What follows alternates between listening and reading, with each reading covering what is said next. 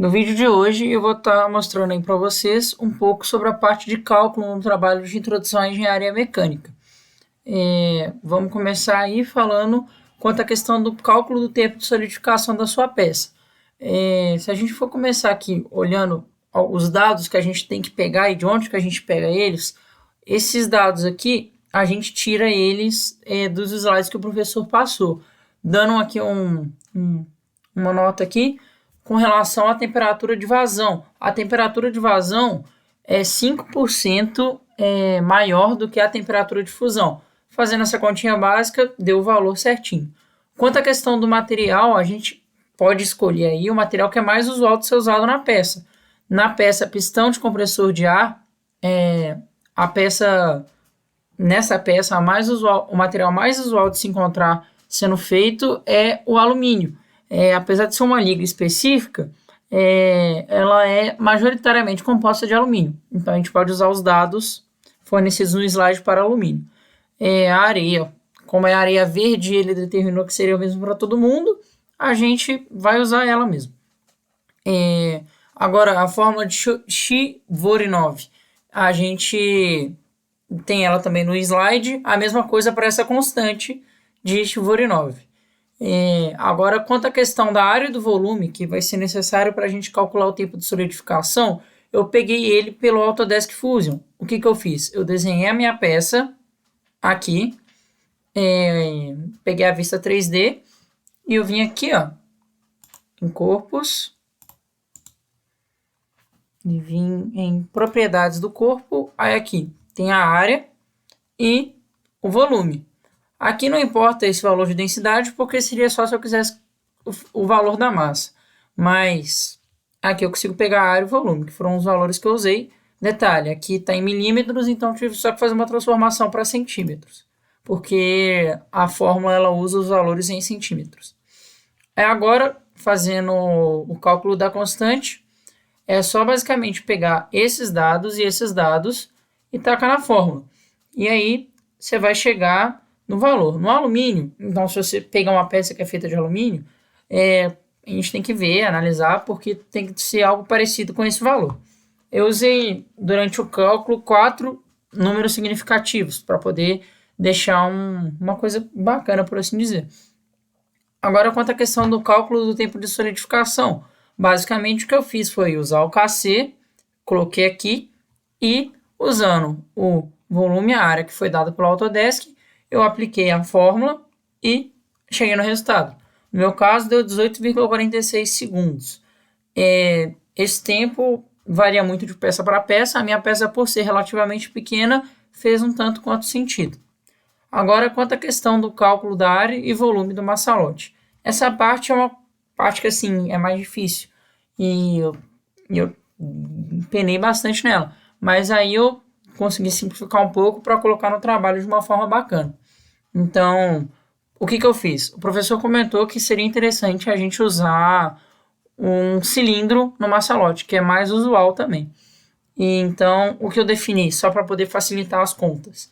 Eu defini que a altura ela equivalia a 2 vezes o raio, ou seja, a altura era igual ao diâmetro do cilindro.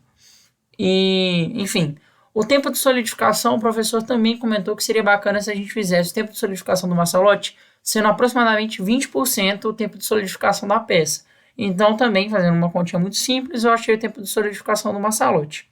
O KC é o mesmo, e aí, o que eu fiz? Eu procurei a fórmula de área e volume de cilindro, e usando que a altura era 2R, eu cheguei que a área era 6πr ao quadrado.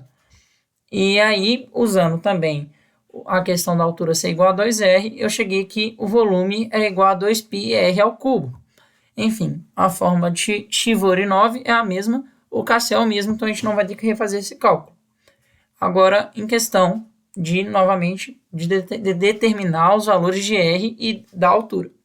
Então, basicamente, eu joguei isso aqui na fórmula, o KC, o tempo de solidificação. Aqui a gente tem o volume e aqui a área. E aí eu fui, por equação simples, eu fui e isolei o R. Isolando o R, então eu só peguei o valor de R, multipliquei por 2 e achei a altura. Agora, quanto à questão do cálculo do volume do massalote, eu basicamente peguei o que eu já sabia, que eu já tinha falado, e também por substituição simples achei esses seguintes valores. Eu achei que o volume era de 4,195 centímetros cúbicos e a área de 14,40 centímetros quadrados. Agora falando um pouco das operações de usinagem de acabamento. Olha, existem dois tipos assim mais usuais de usinagem, que é a fresa e o torno.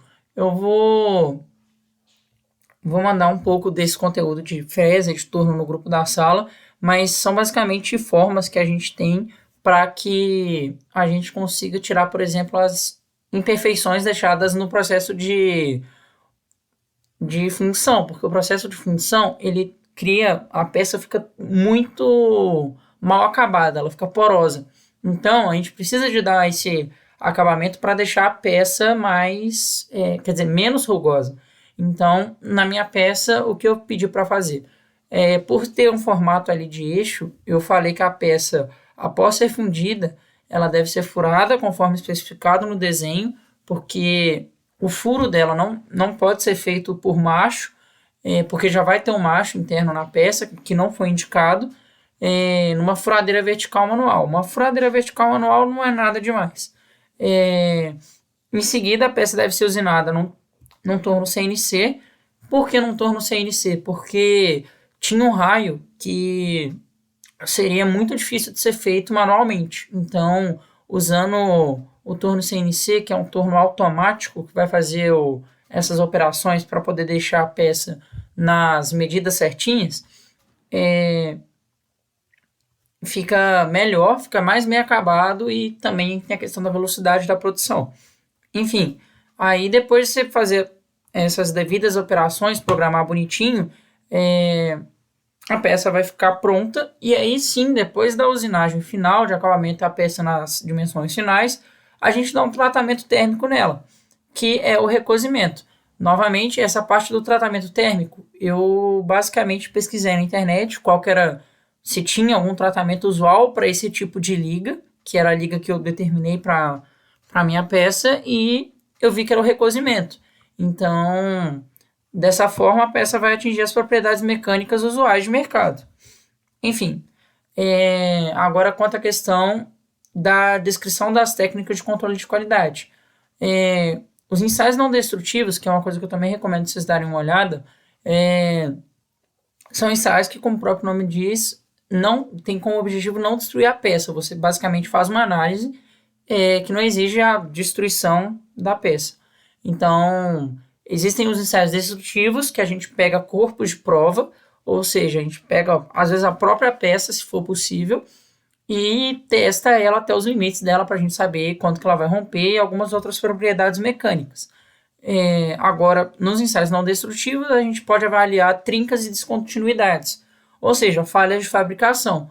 E também eu fui pesquisando pelo que é usual no mercado. As peças, né, nesse tipo de peça que passa pelo procedimento que todos vocês vão ter que fazer, eu estava pesquisando e é muito usual a gente usar o ensaio de líquido penetrante, porque é um método barato e, além disso, ele consegue identificar muito bem trincas superficiais que podem gerar quebra futura da peça.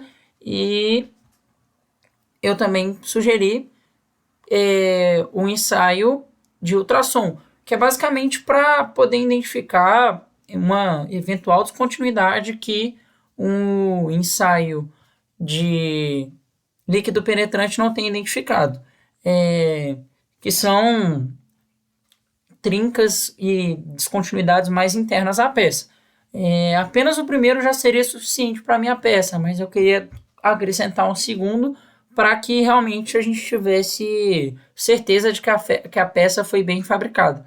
Enfim, quanto à questão de cálculo, eu acho que é basicamente isso. Precisando de qualquer coisa, é só me chamar. Eu vou estar disponibilizando esse meu trabalho aí no grupo do WhatsApp. Enfim, é isso. Obrigado.